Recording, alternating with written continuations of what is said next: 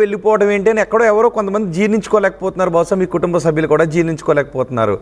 సహజంగా ఇలాంటి అమ్మాయి ఊహించుకునే లైఫ్ వేరేగా ఉంటుంది. ఒక మంచి అబ్బాయి, మంచి జాబు, ఒక మంచి లైఫ్ ఇవి ఊహించుకుంటుంది కదా. అఘోరీతో ఏం ఊహించుకుని వెళ్ళిపోయింది అని ఒక డౌట్ అందరిలోనూ. ఏం ఊహించుకునే అంటే ఫిజికల్ గా ఊహించుకునే వెళ్ళలేదు. మేమిద్దరం ఇష్టపడ్డాము, ఒకరికొకరం మనస్ఫూర్తిగా మాట్లాడుకున్నాము, ఒకళ్ళ పట్ల ఒకరికి నమ్మకం కుదిరింది. సో ఇలాగే నీకు ఒక తోడుంటే బాగుంటది, నాకు ఒక తోడుంటే బాగుంటది, లైఫ్ లాంగ్ మనం ఇలాగే ఉందాము. పిల్లలు అంటావా, పిల్లల్ని దత్తత తీసుకుని కూడా పెంచుకోవచ్చు. చాలా మంది అనాథ పిల్లలు ఉన్నారు కదా, అలా కూడా మనం పెంచుకోవచ్చు. ఫిజికల్ అనేది ఇక పక్కన పెట్టేస్తే మేమైతే మనస్ఫూర్తిగా ప్రేమించుకున్నాం, పెళ్లి చేసుకున్నాం. అదే ఇంత దూరం మమ్మల్ని నడిపిస్తూ వచ్చింది. ఓకే, పెళ్ళి ఎప్పుడు చేసుకున్నారు? జాన్ 13 అమ్మవారి టెంపుల్, విజయవాడ కనకదుర్గమ్మ టెంపుల్ దగ్గర చేసి. జాన్ 13 బ్రహ్మముహూర్తాన 4ంటికి వెళ్ళాం.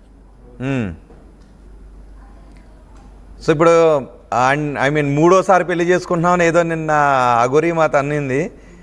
ఇప్పుడు మరి రెండోసారి ఇప్పుడు చేసుకున్నారు? రెండోసారి మా ఫ్యామిలీ ముందు. మీ ఫ్యామిలీలో? మా ఫ్యామిలీ ముందు ఇంట్లోనే గోల్డ్ చైన్ తెచ్చారు నా కోసం.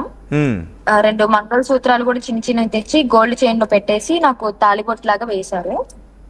మా డాడీ, మా మమ్మీ, మా అన్నయ్య అందరి ముందే వేశారు. వాళ్ళందరూ అప్పుడు ఒప్పుకున్నారు, హ్యాపీగా ఉన్నారు. కోడలి పిల్ల అని పిలిచారు, చక్కగా అన్ని వండి పెట్టింది మా మమ్మీ. చాలా అంటే చాలా హ్యాపీగా ఉన్నారు.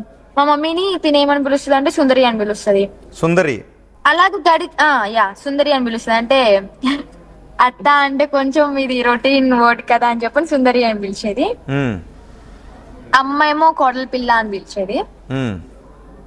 సో అలాగా హ్యాపీగా రన్ అవుతుంది. తిను ఇంట్లోంచి వెళ్ళిపోయినప్పుడు కూడా కంటిన్యూగా కాల్స్ మాట్లాడుకునే వాళ్ళం, వీడియో కాల్స్ మాట్లాడుకునే వాళ్ళం, ఇంట్లో ఫ్యామిలీ మొత్తం మాట్లాడేవాళ్ళు. ఇలాగ జరుగుతున్న హ్యాపీ మూమెంట్ లో ఎవరైతే విష్ణు అనే వ్యక్తి ఉన్నారో ఆయన జీర్ణించుకోలేకపోయాడు. అంటే నాకు దూరం అవుతున్నారేమో అనే కోణంలో కావచ్చు, ఆయన ఎలాగ ఆలోచించని నాకు తెలియదు. ఇంకా అమ్మ వాళ్ళకి పెంచిన అన్న, నువ్వు అన్నాని పిలిచే వ్యక్తి కదా? అవును. ఓకే, అంటే దూరం అవుతున్నావు అని ఎందుకు అనుకుంటాడు? తనకు నువ్వు చెల్లెలు వరుస కదా.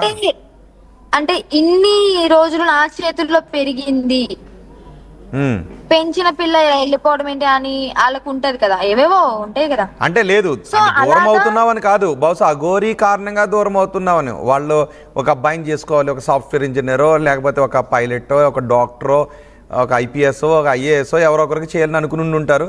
కానీ నువ్వు అఘోరీతో వెళ్ళిపోతున్నావు అనే బాధ ఉండి ఉంటుంది, అంతేనా? ఇంకేమైనా ఉందా? అదే అనుకుంటా. ఓకే, వాళ్ళు ఎలా అయినా అనుకోండి, ఇప్పుడైతే మేము హ్యాపీగా ఉన్నాము, దట్స్ సెకండరీ. సో ఇక నీ హ్యాపీనెస్ అనేది ముఖ్యం, నువ్వు మేజర్ కాబట్టి వాళ్ళు ఎన్నన్నా అనుకున్నా నా లైఫ్ నేను ఎలా ఉండాలనుకుంటున్నానో అదే నాకు హ్యాపీనెస్ ఇస్తుందని నువ్వు అంటావు, అంతేనా? అమ్మ నాన్నని కూడా వదిలిపెడతానని నేను అనట్లేదు. వాళ్ళు వస్తే ఓకే, కానీ ఇప్పుడు కాదు. ఇప్పుడున్న వేడి ఇంత గొడవల మీద తీసుకురాలేము కాబట్టి మేము కొంచెం టైం తీసుకుని వాళ్ళని కూడా మేము సాదుకుంటాం.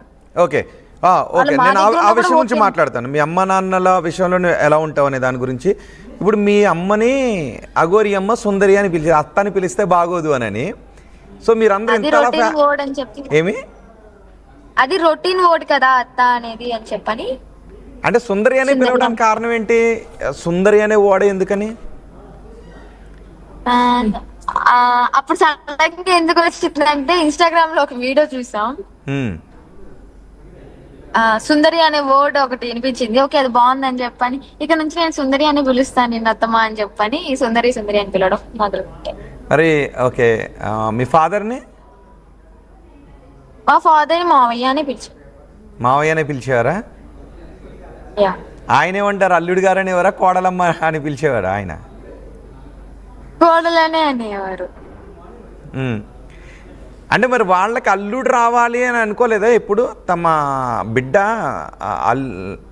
ఒక అల్లుడు రావాలి, ఇలా ఉండాలి అని ఎప్పుడైనా అనేవారు నీతో? మామూలుగా అంటారు కదా, మా అమ్మాయికి ఇలాంటి పెళ్లి చేసుకోవాలి ఇలా అని అంటూ ఉంటారు కదా, మా అల్లుడు ఎలా ఉండాలని అంటారు. కానీ ఇది వరకు అనేవాళ్ళు, ఈమె పరిచయం లేనప్పుడు అన్నారు డెఫినెట్లీ. కానీ మేము అన్ని ఒప్పించుకుని వాళ్ళ ముందే పెళ్లి చేసుకున్నాం కదా. ఓకే, వాళ్ళు ఒప్పుకున్నారు కాబట్టి మధ్యలో ఎందుకు విభేదం, ఎందుకు ఒప్పుకున్నారు? మంగళసూత్రం కట్టిన ఉందా నీ దగ్గర? మంగళసూత్రం ఉందా అమ్మది? అది చెప్పాను కదా, ఉజ్జయిన్లో అది తీసేసుకున్నారు నా దగ్గర, చైన్ తీసేసుకుని వాళ్ళు అమ్ముకున్నారు, తాకట్టు పెట్టుకున్నారు తెలీదు, నా దగ్గర అయితే తీసేసుకున్నారు బలవంతంగా. ఓకే. ఎంత ఏడ్చినా కూడా ఇవ్వలేదు. మరి ఇప్పుడెప్పుడు మూడోసారి పెళ్ళి ఎప్పుడు? ఇంక మూడోసారి బంధం ఇంకా విడిపోయినట్టుగా ఉంటుందని అఘోరి అమ్మంటుంది, ఈసారి వస్తే వదిలేదే లేదు అని అఘోరి అమ్మంటుంది. ఇప్పుడు మరి పెళ్ళికి ముహూర్తం పెట్టారా? అది అమ్మనే అడగాలి. చెప్పలేదా నీకు? అంటే సడన్ ప్లాన్స్ ఉంటాయి కదా. అంటే ఈసారి ముహూర్తం బహుశా ముహూర్తాలు పెట్టుకుంటే కలిసి రాదేమో. తాళుందా అక్కడ? ఎప్పుడు ఎప్పుడు పెళ్లి చేసుకోవాలనుకుంటున్నారు అఘోరమ్మ? ఎప్పుడు అనుకుంటున్నారు? అదే ఒక 2-3 మంత్స్ తర్వాత. 2-3 మంత్స్ తర్వాత. అవును, జ్యోతిర్లింగంలో అది కూడా. ఓకే, జ్యోతిర్లింగంలో, జ్యోతిర్లింగ క్షేత్రంలో. అవును. వర్షిని ఎన్ని జ్యోతిర్లింగాలు తిరిగారు మీరు? ఒక్క జ్యోతిర్లింగం సోమనాథ్ మాత్రమే తిరిగాను. అది తిరిగి ఓంకారేశ్వర్ వెళ్తుంటే వీళ్ళు మా దగ్గర గుజరాత్ లో పట్టుకున్నారు, తీసుకెళ్ళిపోయారు. వర్షిని, నీకు చిన్నప్పటి నుంచి అంటే నేను కొంచెం అడుగుతున్నాను, కొంచెం గుచ్చి అడుగుతాను, చాలా మందిలో ఉన్న డౌట్స్ క్లియర్ కావాలి కాబట్టి కొంచెం గుచ్చి అడుగుతాను. డెఫినెట్లీ అడగండి. ఎందుకంటే మీరు పెళ్లి చేసుకున్నటువంటి విధానం కొన్ని విమర్శలను ఎదుర్కొంటుంది కాబట్టి. చిన్నప్పటి నుంచి ఇప్పటి వరకు నువ్వు అంటే కొంచెం మోడర్న్గా కనిపించేదానివి కదా, మరి నీ థాట్స్ ఎలా ఉండేవి? అంటే సహజంగా నేను పెళ్ళి ఇలాంటి అబ్బాయిని చేసుకోవాలి, నా ఊహల రాజు ఎలా ఉండాలి, నన్ను చేసుకోబోయేవాడు ఇలా ఉండాలి, నేనే రాణిలాగా ఇలా ఉండాలి అని అనుకుంటారు కదా. నువ్వేం ఊహించుకున్నావు అసలు మా అఘోరి పరిచయం కాకముందు వరకు? యా, అనుకున్నాను నేను కూడా, ఒక మంచి హస్బెండ్ వస్తే బాగుండు, ఇలాగా లైఫ్ లీడ్ చేస్తే బాగుంటది అని చెప్పని. అయితే ఎప్పుడైతే ఒక 3 to 4 years బ్యాక్ అనుకుంటా, మా ఫ్రెండ్స్ లోనే చూసా చాలా మంది పెళ్లి చేసుకుని చిన్న వయసులోనే విడాకులు తీసుకోవడం, అబ్బాయి తప్పుందని చెప్పి అమ్మాయి తప్పుందని చెప్పి విడిపోవడం, చనిపోవడం కూడా జరిగింది 2 ఫ్రెండ్స్. సో అది చూసిన తర్వాత నా మైండ్ టోటల్లీ చేంజ్ అయిపోయింది, పెళ్లి అసలు చేసుకోకూడదని. 2 years బ్యాక్ మా మమ్మీ డాడీని ఒప్పించుకున్నాను, నేను పెళ్లి చేసుకోను మమ్మీ, నాకు పెళ్లి చేయొద్దు అని. వాళ్ళు కూడా అగ్రి అయ్యారు దానికి.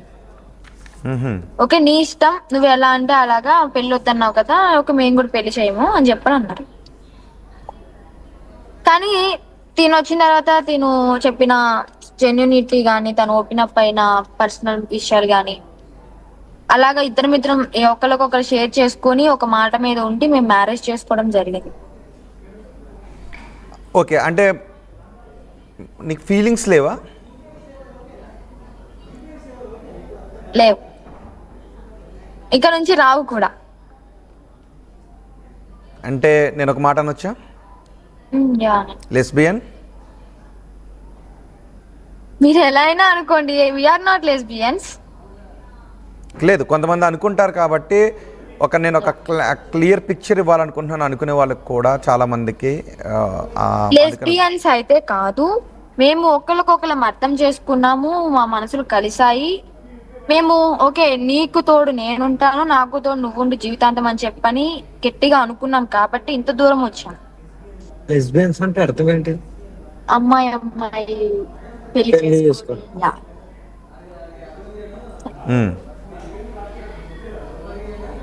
సో అఘోరితో పరిచయం ఏర్పడిన తర్వాతే ఫీలింగ్స్ ని చంపేసుకున్నావు, లేదు నీకు ఫీలింగ్స్ లేవు, ఈ రెండిట్లో ఏదో నిజం? 2 years బ్యాక్ చంపేసుకున్నాను, మా ఫ్రెండ్స్ ఇష్యూస్ చూసిన తర్వాత. 2 years బ్యాక్ మీ ఫ్రెండ్ ఇష్యూ వచ్చిన తర్వాత చంపేసుకున్నావు.